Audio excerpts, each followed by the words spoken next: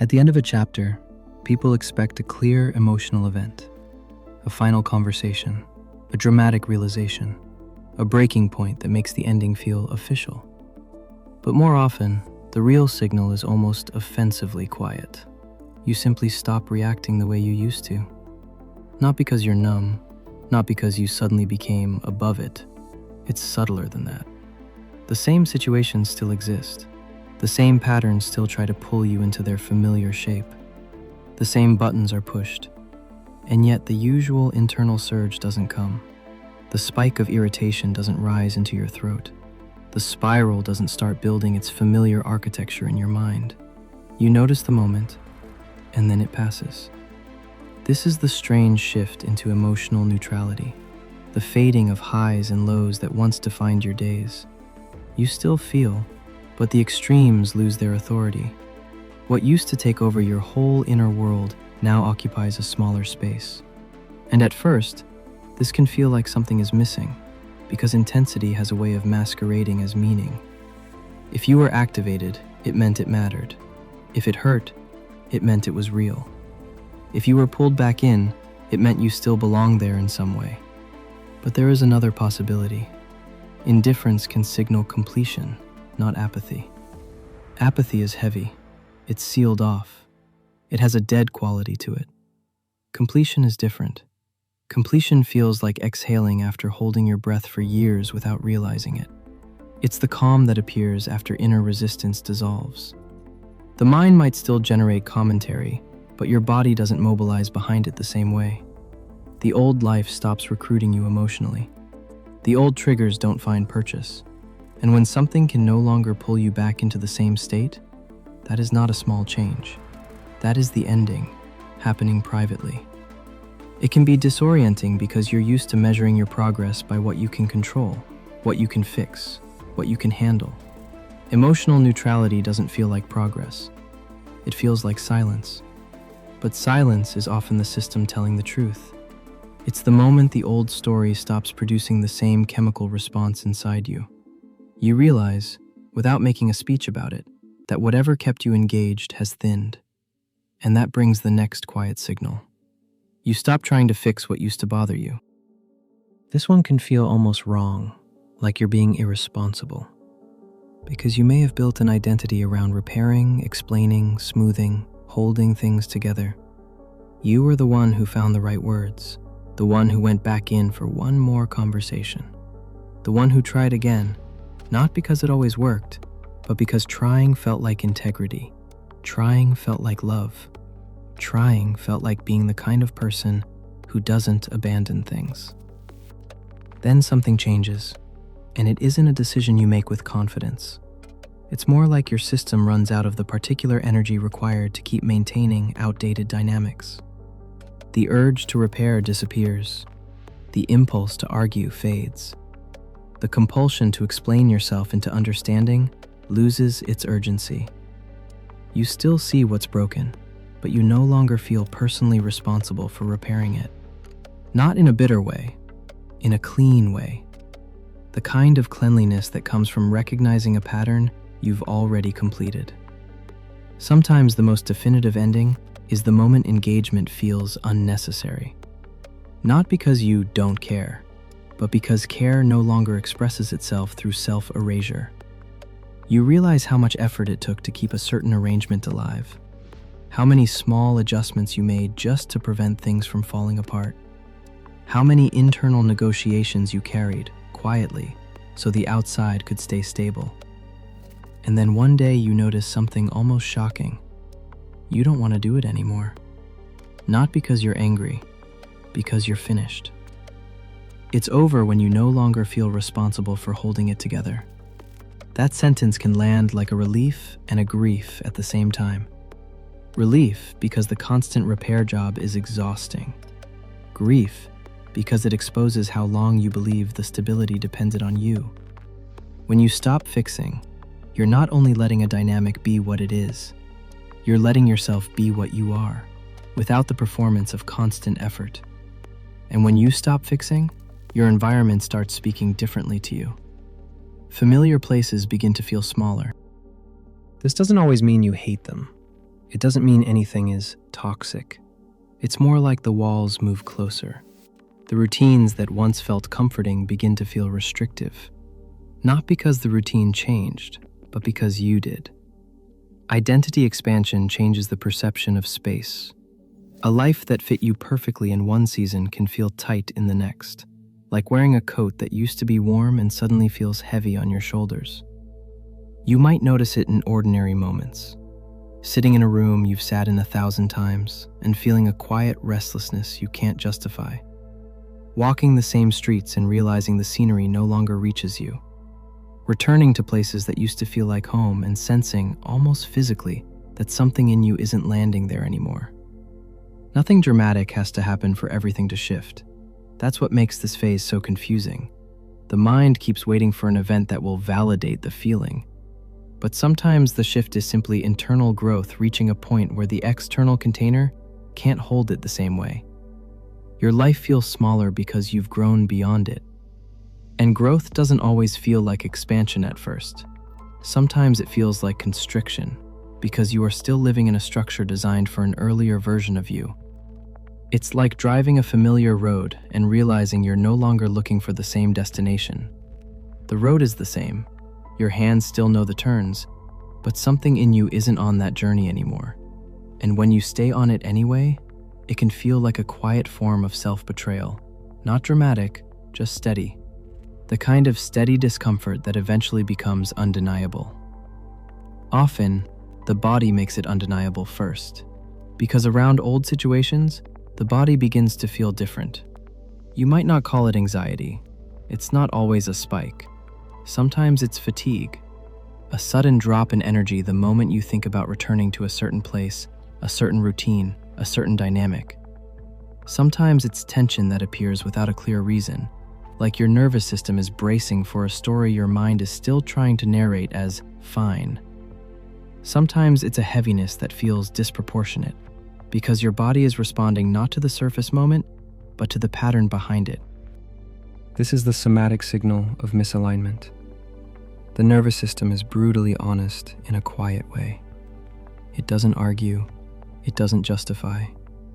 It relaxes around coherence and tightens around what it no longer trusts. And when you've outgrown something, your body often withdraws before your mind accepts it. The mind wants to be reasonable. It wants to weigh pros and cons. It wants to make the ending make sense. The body is already voting with sensation. There's a physical experience of being done that is hard to mistake once you felt it. It's not rage, it's not despair. It's a subtle refusal in the muscles, in the breath, in the energy available for the old performance. You can still do it, technically. You can still show up, but it costs more. It leaves you tired in a deeper way. And sometimes the clearest confirmation comes from a single, simple contrast. When you imagine leaving, truly leaving, the body relaxes, even if the mind is still afraid. Even if the mind starts listing consequences. Even if the mind says, "But what if?"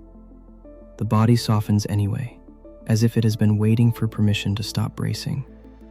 When your body relaxes at the thought of leaving, that's your confirmation. That doesn't mean you'll act immediately. It doesn't mean you have a perfect plan. It just means something has already concluded inside you. The internal decision has been made at a level deeper than your words. And that's why the old life can feel strangely hollow, even before anything changes externally. This is also why nostalgia begins to shift in this phase. At first, nostalgia can feel like a rope pulling you backward. You remember the intensity. You remember the closeness, the meaning, the sense of identity you had inside that chapter. You remember it like warm light, like a story that once made sense. And the mind can use that warmth as evidence that you should return, or at least keep trying to revive what used to be. But then something subtle happens. The memories start losing their pull, not because you've erased the past, not because you've become cold, but because clarity replaces longing. The romanticization fades. You can still remember, but the memory no longer comes with the urge to relive. It becomes history instead of gravity. That shift is quiet, and it can take you by surprise. You might find yourself looking back and noticing the emotional weight is lighter than you expected. The photographs are still photographs. The places are still places. The story is still the story, but the magnetism is gone. And that absence isn't a failure of love or loyalty. It's often the sign that the chapter has actually completed itself, because there is a difference between memory and desire to return. And when that difference begins to clarify, you start moving, internally, toward a kind of closure that doesn't need announcements. A closure that doesn't require drama to feel real. And that's where the next phase starts to gather, quietly, in the background. Not a new chapter yet, more like the room being cleared. It often starts with small, almost mundane impulses that don't seem connected to anything spiritual or psychological. You want to clean a surface you've ignored. You want to delete old messages. You want to close open tabs, return borrowed things, finish tasks that have been hovering for months. You might reorganize a shelf, clear out a drawer, simplify your calendar, reduce the number of things you're maintaining just to keep the day feeling held together. At first, it can look like a distraction, but the feeling underneath it is different. It's not avoidance, it's instinct. Because when something is ending internally, the system begins preparing space before it can even name what it's preparing for. It starts withdrawing attention from what is no longer alive.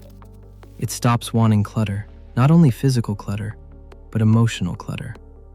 Half-open commitments, unresolved loops, relationships that require constant interpretive labor, dynamics that never quite close because closing would mean admitting something is over. There is a very specific kind of readiness that shows up as subtraction.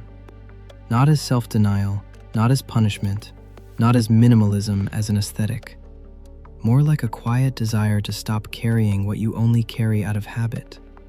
A desire to reduce the friction of your own life, to lower the number of internal negotiations you have to have just to move through a day. You start noticing how much energy leaks through unfinished things.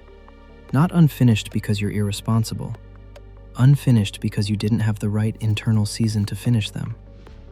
Now the season is different, and you can feel it because what once felt complicated now feels strangely simple. Not easy, but simple. You don't want to reopen old arguments. You don't want to keep revisiting the same emotional terrain. You don't want the constant sense of, I should deal with this, humming in the background. So you start closing, quietly. You don't always announce it. Sometimes you don't even explain it. The need to explain has already softened, and the absence of explanation can feel like a new kind of authority. Not aggressive, not performative, just internal.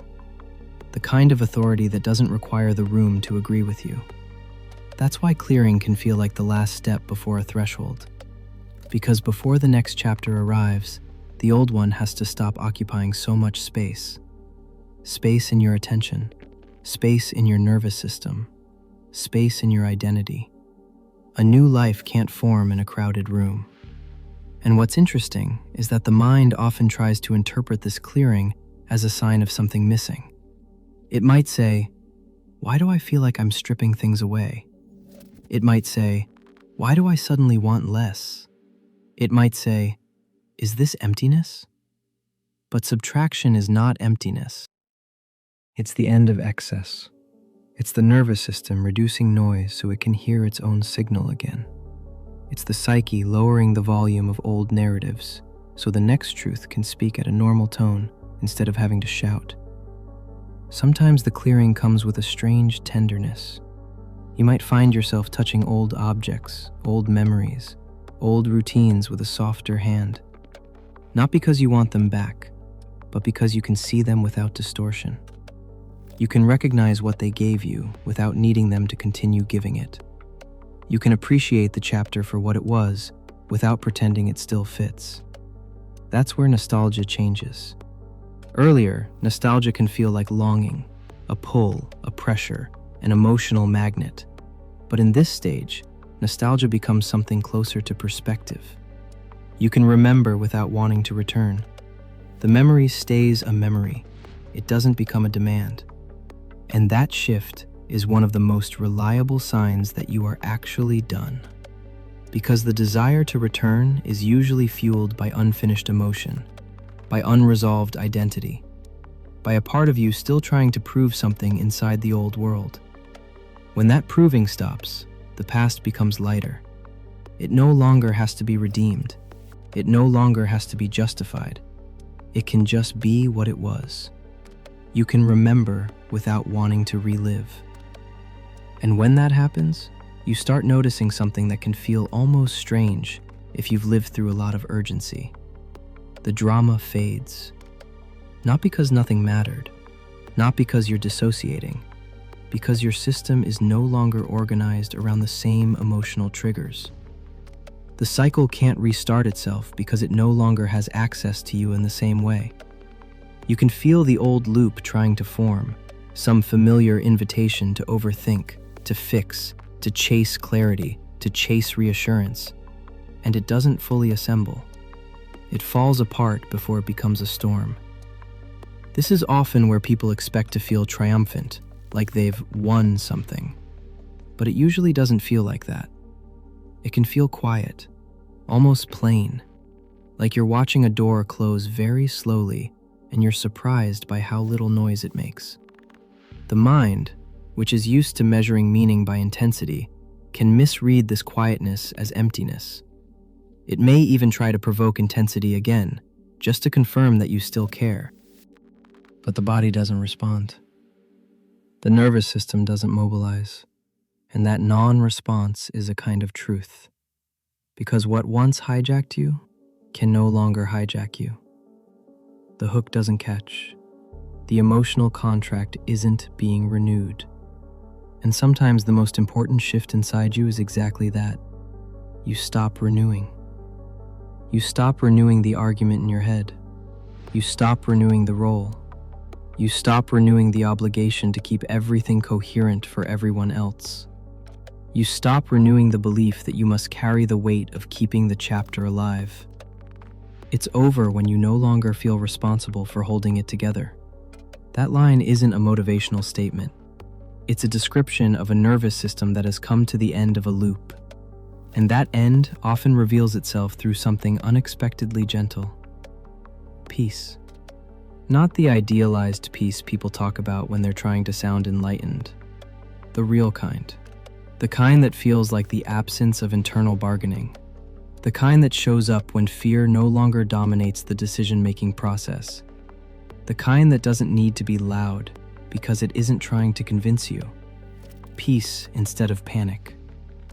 This is the final recognition, and it can be confusing because we're trained to associate endings with chaos. We imagine endings as confrontation, as loss, as breakdown, as dramatic finality. And yes, sometimes endings do look like that. Sometimes life has to break something open loudly because you weren't able to release it quietly. But when you've already been doing the inner work, often without even calling it work, the ending can look almost mature, ordinary. It might arrive as a steady acceptance rather than an emergency. You still may feel grief, but the grief has changed. It's not the desperate grief that tries to reverse time. It's not the bargaining grief that keeps reopening the same emotional door, hoping it will lead somewhere different. It's quieter. It moves like weather. It passes through without turning into a demand. The fear softens too. Earlier, fear is sharp. It creates urgency. It makes you feel like you must act immediately or you will lose everything. But as the chapter completes, fear starts losing its edge. It becomes more like a distant voice than an authority. You can hear it without obeying it. You can feel it without turning it into a decision. And then one day you notice something simple. The thought of letting it end doesn't terrify you anymore. It may still feel sad, but it doesn't feel impossible. That's a very specific threshold, because panic is often what keeps chapters alive long after they've expired. Panic makes you reach back. Panic makes you fix. Panic makes you explain. Panic makes you cling to what is familiar, even if it is painful, because the unknown feels worse. When panic fades, you stop clinging. And when you stop clinging, the ending becomes clean. Not easy, not cheerful, but clean. You can still honor what it meant. You can still respect what it gave you. You can still acknowledge the version of you that survived inside it, the version that tried, the version that kept showing up even when it was tired. You don't have to demonize the chapter in order to leave it. You simply stop living inside it. That's why endings are quieter than beginnings. Beginnings require energy. They require initiation. They require movement into uncertainty. Endings, when they're mature, require less. They require release.